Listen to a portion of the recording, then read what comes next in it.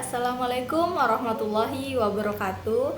Saya Ira Rahmawati dengan NIM 20651-026 dari kelas 7A Akuntansi Manajerial, jurusan Akuntansi Politeknik Negeri Samarinda.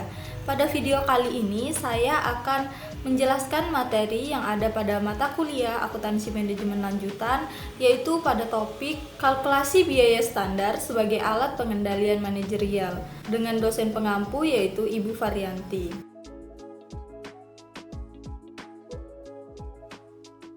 Standar unit. Anggaran adalah alat untuk mengendalikan dan mengevaluasi kinerja manajerial dengan menyediakan standar yang digunakan untuk mengukur efisiensi.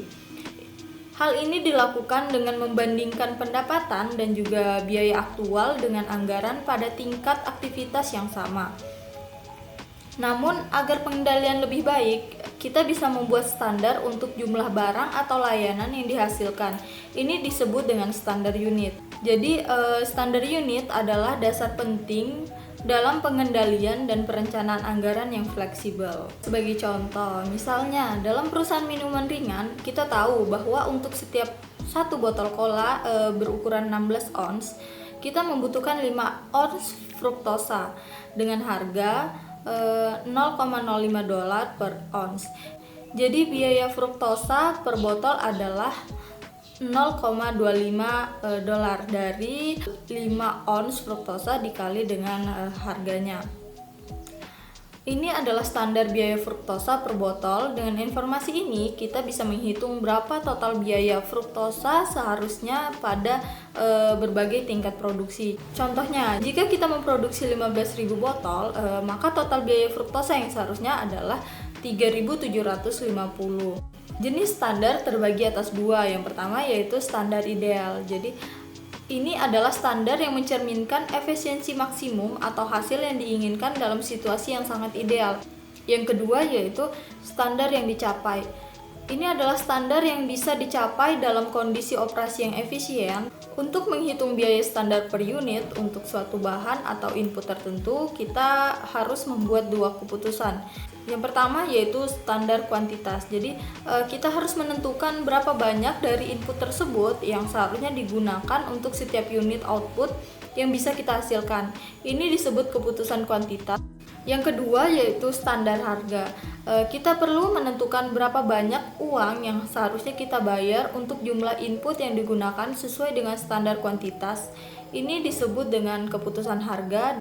Standar harga melibatkan berbagai departemen dalam sebuah perusahaan. Operasional menentukan jenis dan kualitas input yang diperlukan, sementara pembelian mencari input tersebut dengan harga terendah yang memenuhi standar. Tekanan pasar dan kelompok dagang mempengaruhi pilihan harga standar. Dalam menetapkan harga standar, pembelian harus mempertimbangkan diskon, biaya pengiriman, dan juga kualitas input. Sedangkan personalia memperhitungkan pajak pendapatan, fasilitas tambahan, dan persyaratan kualifikasi. Departemen akuntansi mencatat harga standar dan menyusun laporan untuk membandingkan kinerja aktual dengan standar yang telah ditetapkan. Semua departemen bekerja sama untuk memastikan bahwa input yang digunakan dan biayanya sesuai dengan standar yang telah ditetapkan dan sesuai dengan kondisi pasar serta kebutuhan perusahaan. Biaya standar. Dua alasan mengapa biaya standar perlu diterapkan. Yang pertama, untuk memperbaiki perencanaan dan pengendalian serta memperbaiki pengukuran kinerja.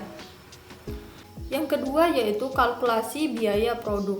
Dalam perhitungan biaya standar, kita menetapkan biaya pada produk dengan standar jumlah dan harga untuk 3 komponen biaya produksi, yaitu bahan baku langsung, tenaga kerja langsung, dan juga overhead. Biaya standar adalah alat yang digunakan untuk mengukur dan mengendalikan biaya dalam bisnis. Ini tidak hanya berlaku untuk perusahaan manufaktur, tetapi juga bisa digunakan oleh perusahaan jasa yang menyediakan layanan. Analisis variansi dengan penjelasan umum. Anggaran fleksibel dapat digunakan untuk mengidentifikasikan biaya yang seharusnya telah muncul pada tingkat aktivitas aktual tertentu.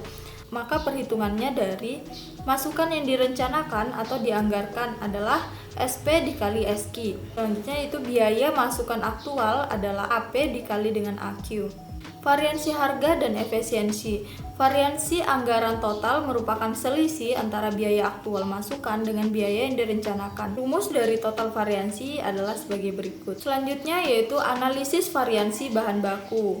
Terbagi menjadi dua, yaitu satu pendekatan kolom dan yang kedua adalah pendekatan rumus. Variansi harga bahan baku atau material price variance yang disingkat dengan MPV. MPV dengan rumus AP dikali AQ dikurang SP dikali AQ, atau MPV adalah AP dikurang SP dikali AQ. Contoh dari variansi harga bahan baku yaitu, jadi AP adalah 780.000 ons dan SP adalah 0,0060. MPV dari soal ini adalah $702. Persentase SP dikali AQ adalah 15%. Variansi penggunaan bahan baku atau Material Usage Variance yang biasa disebut dengan MUV. Rumus MUV adalah AQ dikurang SQ dikali dengan SP. Selanjutnya yaitu analisis variansi tenaga kerja langsung. Terbagi atas dua, yaitu pendekatan kolom dan juga pendekatan rumus. Variansi tarif tenaga kerja atau labor rate variance yang biasa disingkat dengan LRV. Rumus LRV adalah AR dikali AH dikurang SR dikali AH, atau LRV sama dengan AR dikurang SR dikali AH. Contoh untuk variansi tarif tenaga kerja adalah, jika diketahui AH adalah 360, AR adalah $7,35 dan SR adalah $7. Variansi tarif tenaga kerja dihitung sebagai berikut dan menghasilkan LRV adalah $126. Persentasenya adalah 5%. Variansi efisiensi tenaga kerja atau labor efficiency variance yang disingkat menjadi LEV. Rumus LEV adalah AH dikali SR dikurang SH dikali SR, atau LEV adalah AH dikurang SH dikali SR. Contoh dari variansi efisiensi tenaga kerja yaitu, jadi AH adalah 360, SH adalah 339,5 dan SR adalah $7. Hingga variansi efisiensinya dapat dihitung sebagai berikut dan menghasilkan $143,5. Persentase dari SH kali SR adalah 6%. Analisis variansi biaya overhead terbagi atas dua. Berikut ini adalah contoh untuk mengilustrasikan variansi overhead variabel. Berikut ini adalah data-datanya. Variansi pengeluaran overhead variabel yaitu dengan rumus AFOR dikali AH dikurang SFOR dikali AH, atau AFOR dikurang SFOR dikali dengan AH. Jawaban dari variansi pengeluaran overhead variabel dari contoh yang tadi adalah 60. Variansi efisiensi overhead variabel dengan rumus AH dikurang SH dikali SFOR. Jawaban untuk variansi efisiensi overhead variabel dari contoh yang tadi adalah $83,5 atau $84.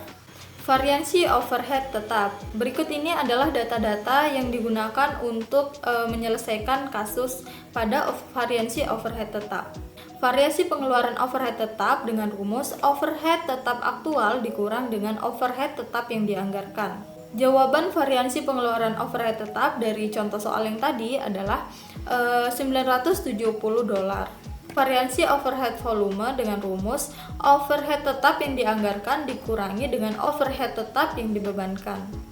Jawaban untuk variansi volume overhead tetap dari contoh yang tadi adalah sebagai berikut dengan hasil $62.497.